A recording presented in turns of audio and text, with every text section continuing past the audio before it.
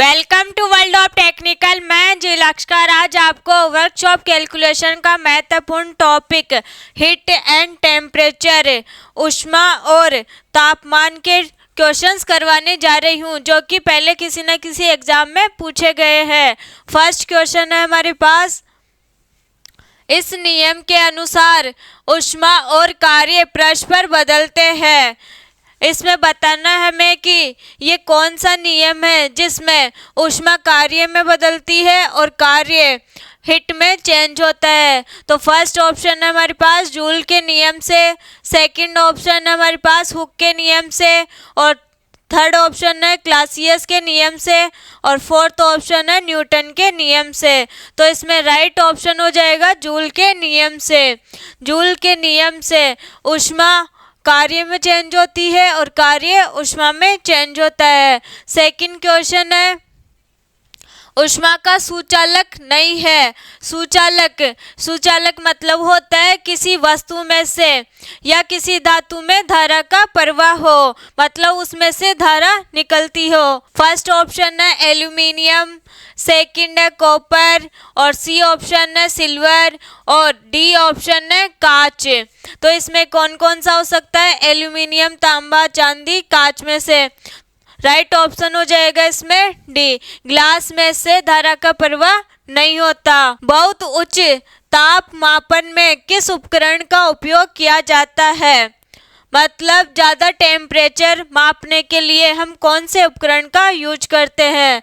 तो first option है pyrometer, second है थर्मामीटर, और सी है कैलोरीमीटर, और डी ऑप्शन है इनमें से कोई नहीं। तो इसमें राइट ऑप्शन हो जाएगा पायरोमीटर। उच्च तापमान को मापने के लिए हम पायरोमीटर का यूज करते हैं। फोर्थ क्वेश्चन है अब हमारे पास, कौन सा ऊष्मा का कुचालक है? तो इसमें राइट ऑप्शन कौन सा होना चाहिए? फर्स्ट ऑप्शन है तांबा, सेकंड है एल्यूमिनियम, सी ऑप्शन है लकड़ी वुड, और डी ऑप्शन है ब्रास पीतल। तो इसमें राइट ऑप्शन कौन सा होना चाहिए?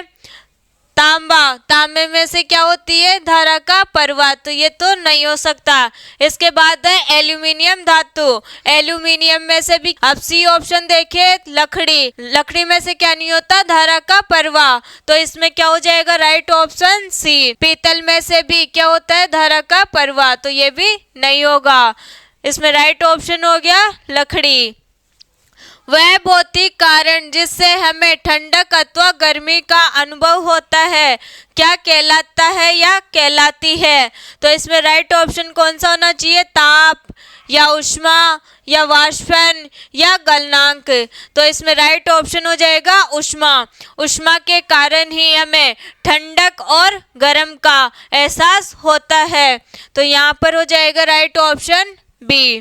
नेक्स्ट है, हिम मिश्रण का ताप केल्विन पैमाने पर 240 केल्विन है। इसका ताप सेल्सियस पैमाने पर होगा। यहाँ हमें दे रखा है मान केल्विन में, निकालना किस में है? सेल्सियस में। तो केल्विन और सेल्सियस के बीच में क्या संबंध होता है या क्या रिलेशन होता है? यहाँ होता है केल्विन बराबर सेल्सियस प्लस 273 डिग्री। ये क्या है? केल्विन। ये क्या है? सेल्सियस। इसके साथ में 273 क्या करते हैं? प्लस, तब किसका मान आता है? केल्विन का। तो यहाँ से हमें किसका मान दे रखा है? केल्विन का, और निकालना किसका है? सेल्सियस का। यहाँ रखेंगे हम केल्विन का मान 240 बराबर सेल्सियस प्लस 273। यहाँ से 273 इधर लेकर जाएंगे तो ये किस में आ जाएगा? माइनस में। 240 माइनस 273 बराबर में सेल्सियस। इसमें से इसको माइनस करेंगे क्योंकि बड़ी संख्या कौन सी है? ये वाली। लेकिन बड़ी संख्या के साथ में कौन सा साइन आ रहा है? माइनस का। तो जो आंसर आएगा वो भी किस में आएगा? माइनस में। यहाँ से 3 में से 0 माइनस किए तो कितना आएगा? 3। 7 में से 4 माइनस किए तो कितना आएगा? 3। और 2 में से 2 माइनस किए तो कितना आएगा? 0। तो यहाँ से जो सेल्सियस का मान आएगा वो कितना आ जाएगा? माइनस के 33 डिग्री। यहाँ आ जाएगा माइनस के 33 डिग्री। दो वस्तुओं के ताप में 45 डिग्री फ़ारेनहाइट का अंतर है, सेल्सियस में यह अंतर होगा। यहाँ पर बताना है हमें सेल्सियस में मान, लेकिन जो मान दे रखा है वो किस में दे रखा है हमें, फ़ारेनहाइट में। तो यहाँ से एक रिलेशन होता है सेल्सियस अपॉन में 5 बराबर फ़ारेनहाइट माइनस 32 अपॉन में 9। किस किस के बीच में ये रिलेशन, फ़ारेनहाइट और सेल्सियस के बीच में। यहाँ से किसका मान दे रखा है हमें, फ़ारेनहाइट का, निकालना किस में, सेल्सियस में। तो यहाँ से सेल्सियस बराबर क्या हो जाएगा, ये 5 यहाँ आकर क्या हो जाएगा, मल्टीप्लाई में। अब अंदर क्या है, फ़ारेनहाइट, फ़ारेनहाइट का मान दे रखा है हमें 45 माइनस 32 अपॉन में 9। यहाँ से इसको माइनस करेंगे तो कितना आएगा, 5 में से 2 माइनस किए कितना आया, 3। यहाँ 4 में से 3 माइनस किए तो यहाँ आया 1 अपॉन में 9, और मल्टीप्लाई में क्या है इसके साथ में 5। जब इसको इससे गुणा करेंगे तो कितना आएगा, 65, 13 पंजे 65 बट्टे में 9। अब इसका डिवाइड इसमें करना है, तो 9 का डिवाइड इसमें करेंगे कितनी बार जाएगा, 7 टाइम।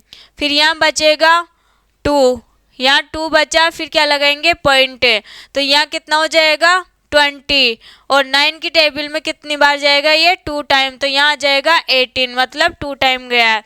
तो इसमें राइट ऑप्शन हो जाएगा सी। नेक्स्ट, स्वस्थ मनुष्य के शरीर का ताप 98.4 डिग्री फ़ारेनहाइट होता है, तो सेल्सियस में इसका मान होगा। इस बार भी क्या पूछा हमसे, सेल्सियस में मान, और किस में दे रखा है मान, फ़ारेनहाइट में। तो इसमें भी कौन सा फॉर्मूला लगेगा, C अपॉन में 5 बराबर फ़ारेनहाइट माइनस का 32 अपॉन में 9। यहाँ से सेल्सियस का मान निकालेंगे तो 5 इधर आ जाएगा, और फ़ारेनहाइट का मान दे रखा है हमें 98.4 माइनस 32 अपॉन में 9। यहाँ से क्या हो जाएगा, इसमें से इसको माइनस किए तो कितना आएगा, 66.4।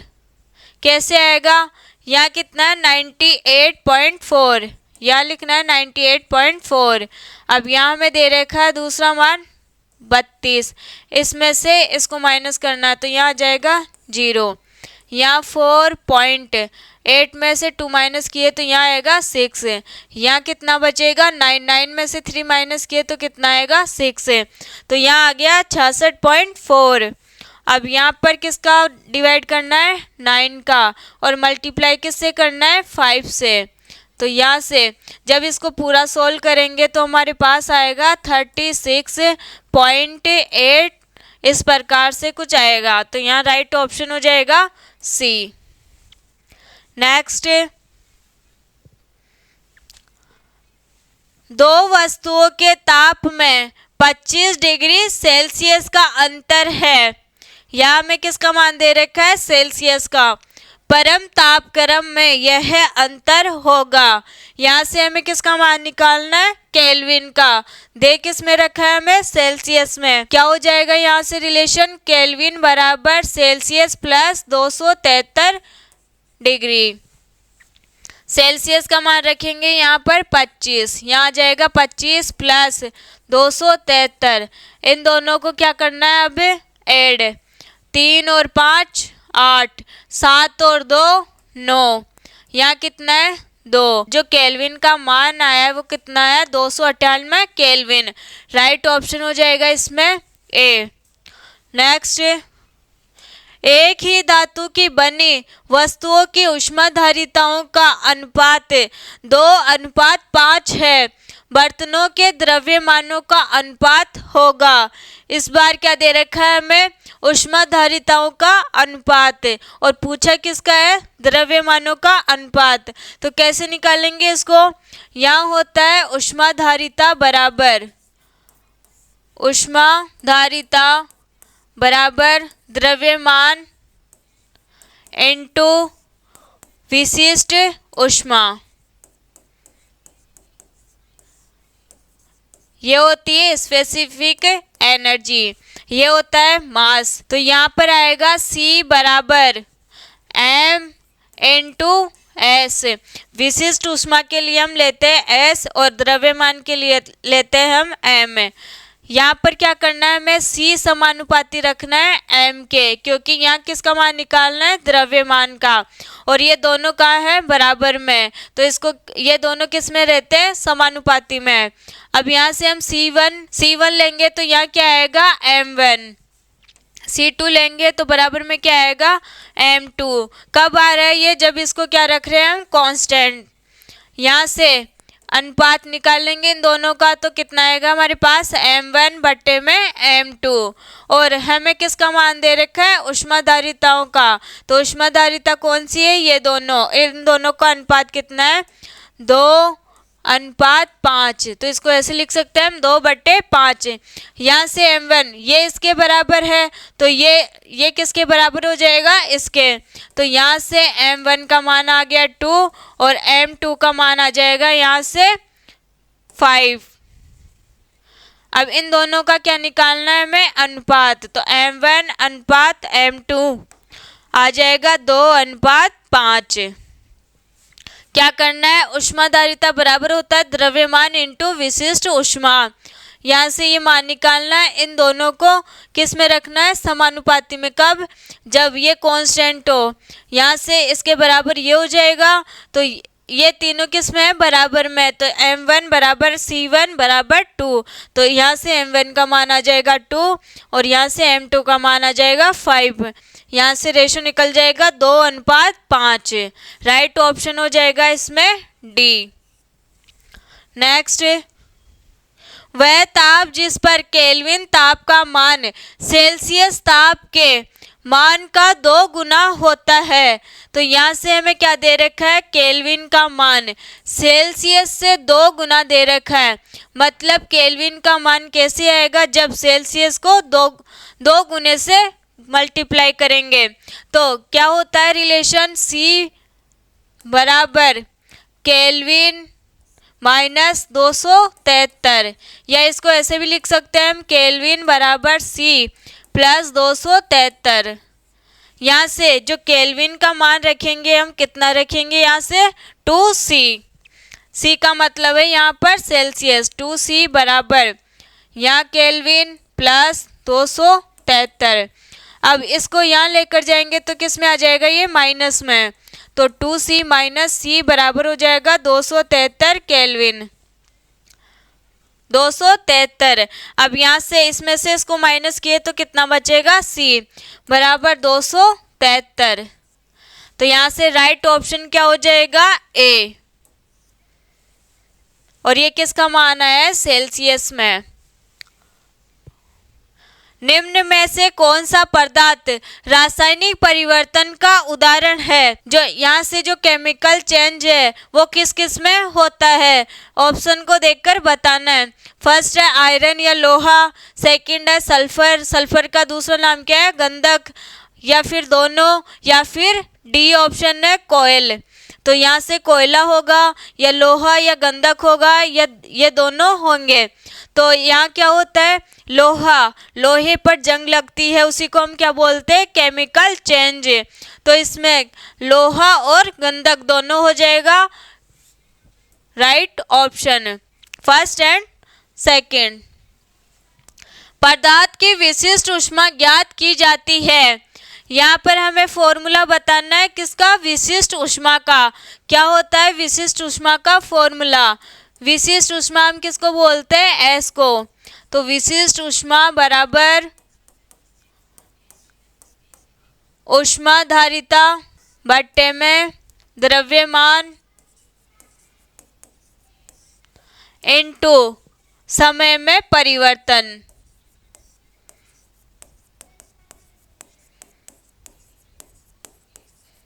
तो यहाँ से जो फॉर्मूला निकलेगा वो क्या निकलेगा, Q अपॉन में M इंटू डेल टी।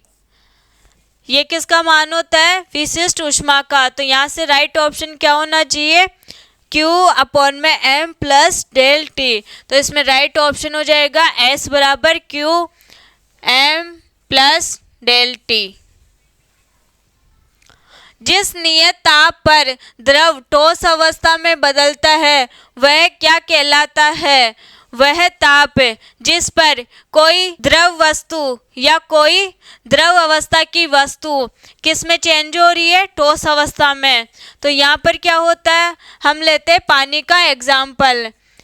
बर्फ कौन सी अवस्था में रहती है? ठोस अवस्था में, क्योंकि पदार्थ की कितनी अवस्थाएं रहती है? 3, ठोस, द्रव, गैस। यहाँ बर्फ है, यहाँ पानी कौन सी अवस्था में रहता है? द्रव अवस्था में या लिक्विड फॉर्म में। गैसीय अवस्था में कैसी रहेगी? ये वाष्प अवस्था में। तो यहाँ पर ये ठोस, ये द्रव और ये वाष्प। अब ये क्या बोल रहा है? द्रव से ठोस अवस्था में चेंज। तो ये पानी से किस में चेंज हो रही है? ठोस अवस्था में, मतलब बर्फ में। तो इसको हम बोलते हैं हिमांक या फ्रीजिंग पॉइंट, क्योंकि ये क्या कर रहा है? जम रहा है। तो इसमें क्या आ जाएगा? फ्रीजिंग पॉइंट, हिमांक। राइट ऑप्शन हो जाएगा इसमें सी। नेक्स्ट है, वह तापमान होता है जिस पर कोई ठोस पदार्थ पिघलकर द्रव अवस्था में बन जाता है, क्या कहलाता है? इस बार क्या पूछ रहा है हमें? वह तापमान जिस पर ठोस पदार्थ पिघलकर द्रव में बदलता है। तो यहाँ से क्या होना चाहिए? कोई ठोस पदार्थ है, वो किस में चेंज हो रहा है? द्रव अवस्था में। तो इसको हम बोलते हैं गलनांक। यहाँ से हो जाएगा मेल्टिंग पॉइंट। तो इसमें राइट ऑप्शन आएगा बी। आज हमने कंप्लीट किए हीट एंड टेम्परेचर के जितने भी इम्पोर्टेंट क्वेश्चंस थे।